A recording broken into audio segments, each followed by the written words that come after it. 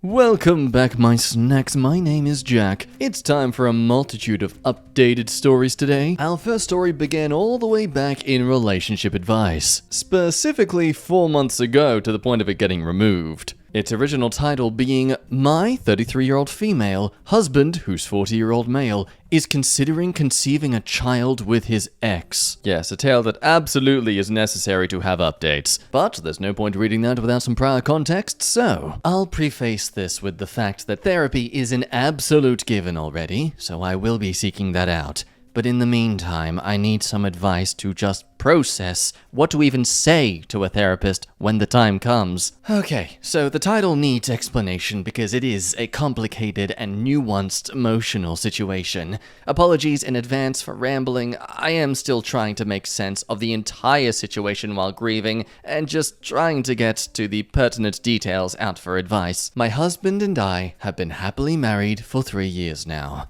My husband had a son from a previous relationship before we got together. I have been in my stepson's life since he was 2 years old. He turned 6 years old this year, and got along very well with him. My stepson's biomom, BM, and I have never been friends in any capacity, but have always been cordial and respectful on the rare times we interacted, and never had any issue with one another. My husband and BM are similarly cordial and respectful, and communicative around their son's needs, but not really friends beyond that.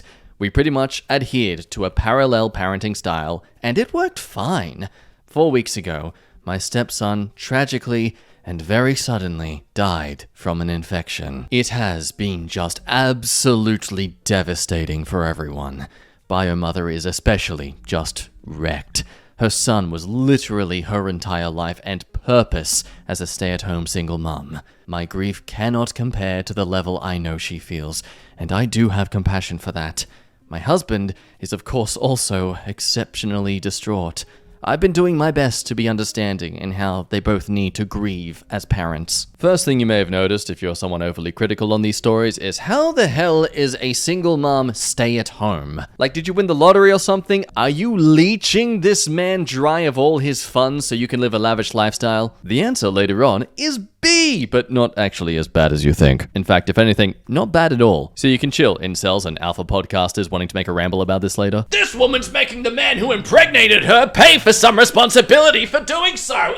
Society has failed men. 2 days ago, my husband said he had something he needed to discuss with me. He explained that Biomother approached him with a request. She asked my husband to be her sperm donor, or IUI or IVF, as she desperately wants to be a mum again, and wants to conceive a child with the same partner that her son had. He basically made it clear it is something he is willing, even wanting, to do, but knows he needs to understand how I feel about it. Well, I don't know how exactly to communicate what I feel about it at this point, but the feelings are not good ones. I told him I needed some time to process this. My husband and I have been trying to have a child of our own for the past few months, so this is even more personally difficult for me to take in. Like, I think I already know that I am not okay with my husband having another child with his ex, but I am thinking of suggesting we offer her financial options and support to seek out alternative fertility options that do not involve my husband's sperm, and quite honestly, do not involve 18 years of co-parenting. I'm actually not even sure what Biomother and my husband are thinking regarding that in this scenario.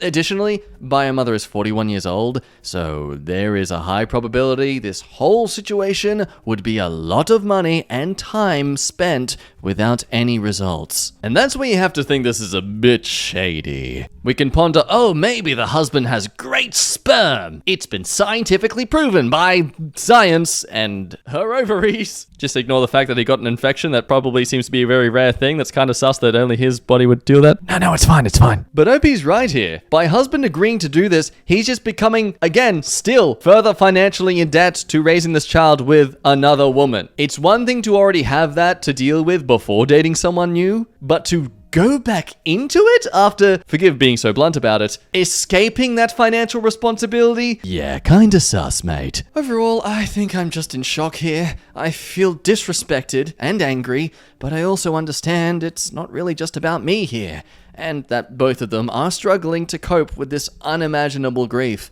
I would just appreciate some level advice from people outside the situation, specifically advice on how I should convey that I am not on board with this without making it a point of contention. And so after the support from people down below, she has this edit to say. Thank you so much already for the responses. I feel like this is happening to someone else. It is such a shocking and emotional wave after wave, very difficult to process, and I think totally rationally. I honestly consider understanding and compassion to be personal strengths of mine, so I appreciate the replies acknowledging that I am not betraying that by being a firm no on facilitating this situation. I would just add that I am fortunate to be financially stable independently, and my husband and I already set aside a fairly significant sum specifically for child support.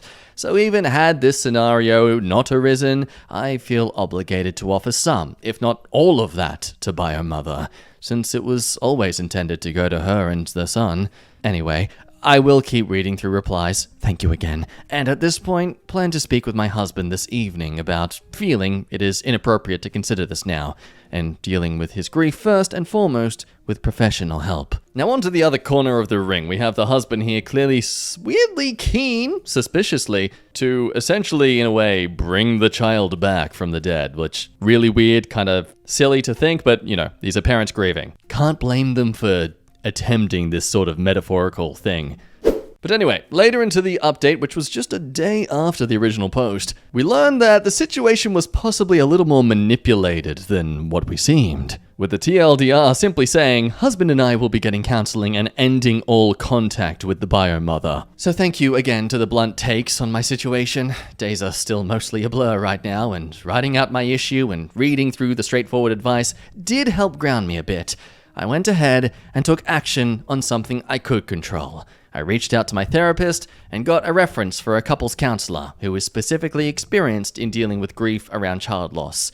I was thankfully able to get us fit in for an appointment this week. After I returned home from work last night, my husband came into our room and immediately started sobbing and apologizing.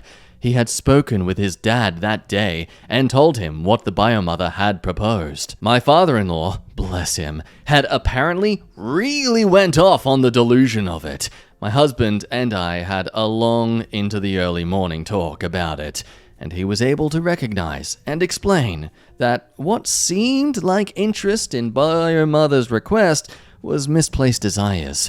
He explained that he's been so focused and excited about the prospect of planning for a child with me for the last 4 months and envisioning life as a father of 2, and it felt confusing to still be feeling that while dealing with the devastation of losing his son. Bio Mother's ask was a total shock for him too, and when you're face to face with someone grieving so deeply, asking you for a help or solution, however absurd it is, it's not always as easy to think logically.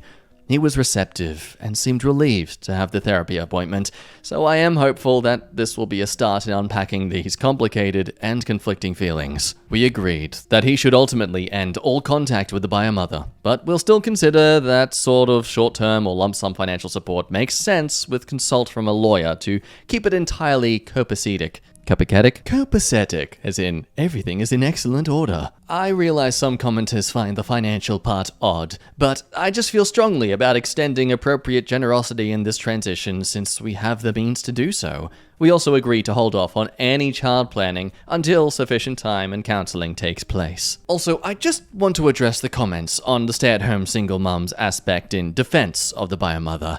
I only mentioned that part to say how entirely devoted she was to her son. She was the primary physical caregiver. And yes, the child support order was enough that it allowed her the option to stay home full-time and live comfortable, but not extravagantly. Is it the same decision I would make as a career-minded person? No, but that was her prerogative, and I do respect that. I really don't know much about Biomother as a person, but what I do know is that she was raising a kind, funny, and smart boy who was loved and cared for, and that was what ultimately mattered. To say that there's a lot still up in the air emotionally is an understatement. My husband and I are saying the right things to each other now. Who knows what it will end up being in practice. But I am hopeful at this point that my husband and I will be able to move forward together. So it is nice to see that the OP is willing to throw an olive branch of sorts to the Biomother here, implying that she's not some money snake trying to leech all she can for benefits and such from this man. She clearly is someone going through so much grief that she is desperate to reclaim what she has lost. And ultimately, it seems like, yes, this is probably the best course of action. Would you go all the way to absolutely go no contact with her, though? I'd understand temporarily, but I feel like forever is a bit unnecessary. But if you thought that July update was the final update, well, no. Remember how considerate and understanding the husband seemed to be in the last story just now? Well, in this update from just under a week ago, so around 4 or 5-ish months later, we move on to this deceptional update. I received many very kind, compassionate, helpful comments and PMs from my original posts and thought it would be easiest to update here for those that asked, because it's a wild development. So, I found out that my husband did not tell me the truth about Biomother's request. The truth being that he and Biomother had frozen embryos when they were together from years ago, and she was planning to use those. I obviously had no idea they had done this, and likely would have never known, if not for the fact that Biomother did have a successful implantation and is now in her first trimester. So my husband was forced to come clean. The distress I feel about everything that has happened in the past 4 months is beyond words. So that's it. That's the update. I don't know what to do regarding so many things about this. At least I have a good therapist. That's right, after this soulful coming clean of the fact that, clearly he was just being manipulated here or being pushed and pressured by a grieving mother just wanting to make her happy. No, he went straight ahead for it, putting him back into square one where he is now along with the OP here, financially and just genetically responsible for this child. Like, well done, sir. You've done the literal thing we were arguing about as to why you shouldn't have done this. Some conspiracy theories in the comment about this. I hate to say it, but is this even real? Like, would a professional frozen embryo doctor actually facilitate this, given this woman's emotional state? Like, I feel like there are legal and ethical points that just aren't addressed here. Which is true, however, that might be why the Biomother was approaching the husband about this. Maybe that's what she needed to go ahead with this. She needed his permission and all that stuff to prove to the doctor, look, see, someone thinks I'd be totally fine to do it. That's a peer review. Now, gimme! On top of that, the frozen embryos might not even exist. It's very possible that it's a cover story, which honestly sounds more likely to me, that the husband and ex may have slept together while grieving their son and conceived before or after the talk with the OP. And when the husband found out that the ex did, in fact, get pregnant, boom. Suddenly, there are frozen embryos out of nowhere. Now, let's remind ourselves, this is just someone's theory on the situation. I don't want to assume it is the truth or the fact that it is kind of valid as a thought that could possibly happen. Just see what happens when you lie the first time about something to your partner. It makes it very possible for these kind of things to later on become the truth. Yeah, my husband is in the process of donating to a friend of ours, and as his partner, I had to sign a final document stating that I received information and completed counseling. However, I'm guessing these two simply did not tell the clinic that OP's husband is now with OP. So yeah, it further begins to be possible, based on people's own experiences with the situation, that okay, he's probably lying once again. We'll now scoot over to Am I the A-hole, where a story from just over a week ago gives us a satisfying update. Am I the a-hole for not taking care of my sister's baby? I'm an 18-year-old female. I have a sister, 24, who just gave birth to my nephew, who's about 3 months old. To preface the situation, I do not know how to properly care for a baby. The formula ratios, how to change and clean them, nothing. I have no experience with children at all. Okay, to the story. My sister comes to my mum's house, where I live, to ask my mum to watch the baby for a while so she can go get some groceries. I tell her that my mom isn't home and won't be until late since she was part of a friend's wedding party. My sister then asks me to watch the baby, and I tell her that while I can keep a physical eye on the baby, I'm ill-equipped to actually take care of him. I ask my sister if she's been fed and changed, and she says yes. So I agree to watch the baby for an hour while she goes to the store. I reiterated before she left that I would not be feeding, changing, wiping, or otherwise tending to the baby, only to watching him while he laid in his car seat. This way, my sister would be back before he needed anything. Well, my sister was gone for 2 hours, and the baby started to get fussy, so I called her. She asked me to watch him for another 3 hours while she got her nails done. What salon takes 3 hours to do nails?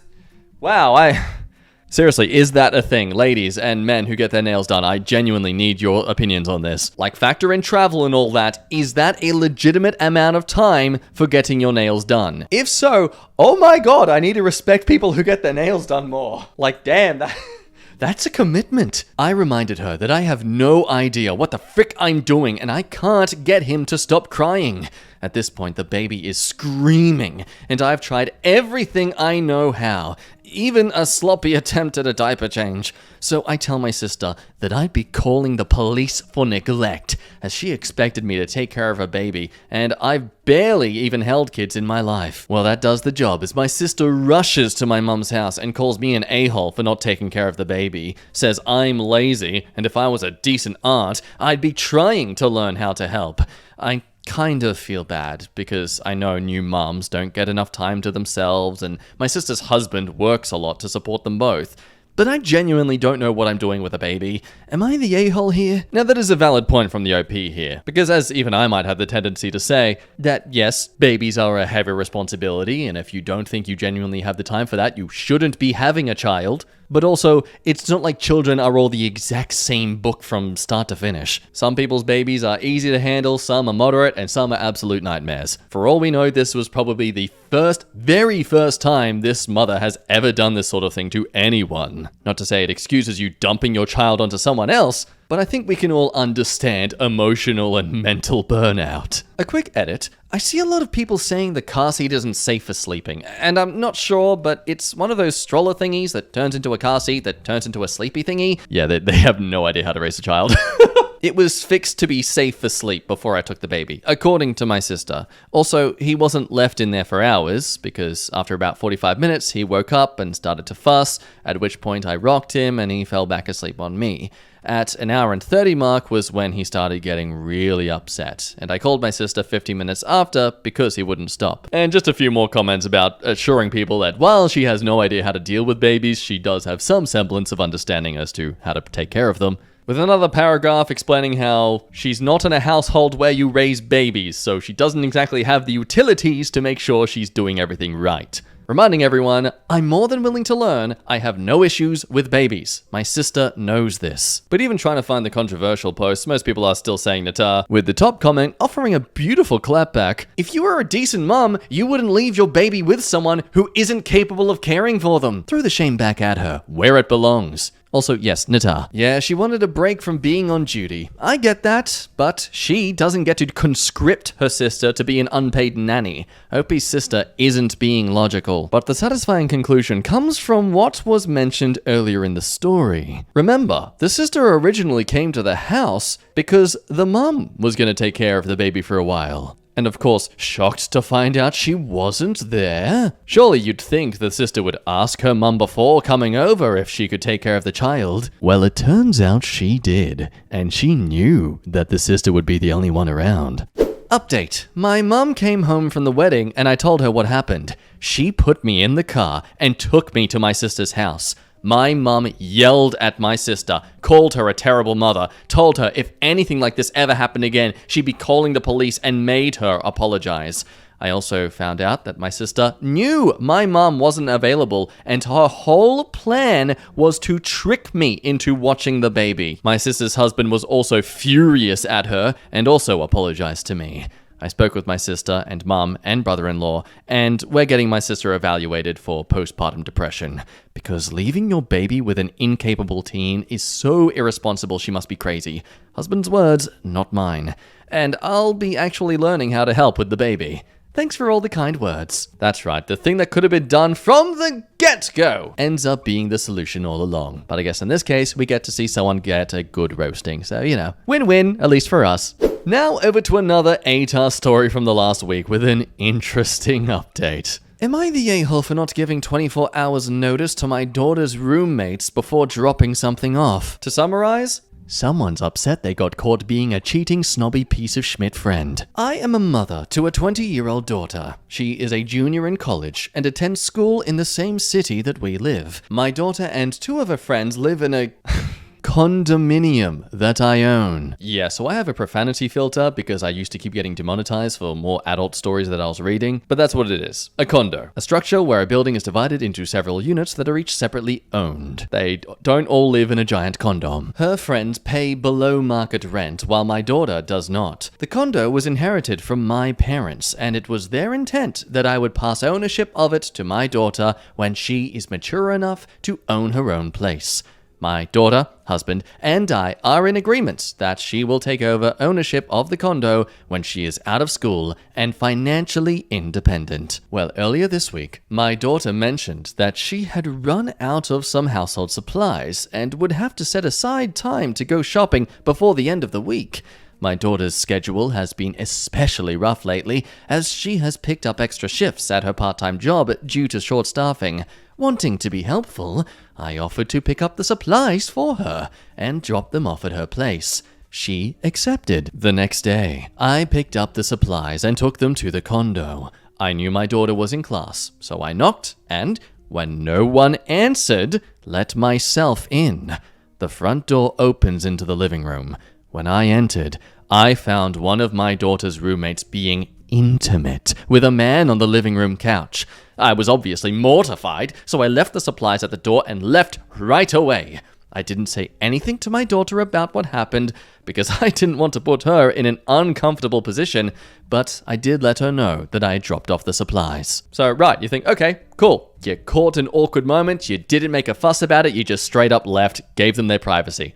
Understandable. How can there be drama about this? On Friday, I got an angry email from the roommate's parents. I'm not sure exactly what they were told, but their email lambasted me for invading their daughter's privacy.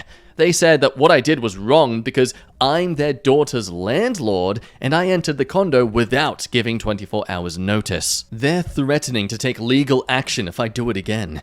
I am vaguely familiar with this requirement, but I didn't think it was applicable here. Was I the a-hole in this situation? I feel bad about what happened, but I also don't feel like I was out of line. Edit, my daughter was aware that I was coming to drop off the supplies and asked that I leave them in the kitchen, which is adjacent to the living room. Also, I am not asking for judgment on whether I violated the law. I checked in with a friend who is a lawyer, and he thinks that because my daughter gave explicit permission to enter the home and drop off the supplies, I'm in the clear. I am asking whether I was the a-hole for doing so. Well, top comment immediately went for, Nita, you were not entering your capacity as landlord, but in your capacity as your daughter's mother, in which case you do not need to provide notice. You also had your daughter's permission. Roommate had no expectation of privacy vis-a-vis her roommates who could have walked in at any time, regardless of whether they had a class scheduled or not. She shouldn't have been doing it on the couch out in the open. Further explaining that, in this situation, it's fair for the OP to separate being a mother versus being a landlord, as it's hypocritical for her to have to constantly give notice to these people while the other parents are freely to come willy-nilly. But then you also have to argue that, well, this is the occupation she's taken as an owner of this place, and therefore responsible for it, responsible for taking care of it, and them being responsible for not destroying it in front of her, or at least behind her back. I feel it's that whole status of power you just have over these roommates. Similar to how, as much as you're into your coworker, if you're their manager or boss, you're just constantly always going to have this sense of power over them that makes the dynamic just not truly fair. But of course, the story doesn't end there with the threatening of suing. As we learn in the update, I called and texted my daughter asking to discuss the situation. She can't speak to me right now because her roommates are fighting and she's mediating, but she is aware of the situation and sent me a quick explanation. My daughter had notified all the roommates that I was coming over, but apparently roommate number 1 forgot. The man she was with was roommate 2's boyfriend. She freaked out and contacted her parents because she was scared I would spill the beans. I still don't know exactly what she told her parents, but I assume it wasn't the full story. I have never met roommate 2's boyfriend, so I didn't know it was him. Roommate 1 and 2 are fighting now, and needless to say, roommate 1 will be moving out. I will be writing a more comprehensive, formal lease for roommate 2 for both my protection and hers, but in all honesty, roommate 2 is wonderful, and I do not anticipate that there will be any problems. Just gotta love this comment chain. People who do that in shared spaces are animals, but I see this one was not only abusing the communal furniture, but had decided the boyfriend was also communal. I guess I shouldn't be so surprised. Hey, communal boyfriend. I volunteer as tribute. I had a polyamorous roommate in college who offered to lend me her boyfriend for the weekend in exchange for a bottle of Drambuie. I'm honestly a little bummed I didn't take her up on it. He was cute. Dude was getting pimped out for a frickin' Drambuie. That is so wild. For now, though, we'll end today's stories there. I'd keep it going, but I've got to get ready for a film shoot tomorrow, so that's fun. It's about Project Phoenix. Someone is asking questions online. Who? No idea. It's an anonymous user. Hooray for reoccurring character roles. Until next time, you all be good, drink some water. Again, please like this video and comment any of your thoughts so I know which kind of videos and stories out there you enjoy most from this channel. Big thank you to those who post their stories and let us have a read through of them. And until then, I'll see you next time. Bye-bye.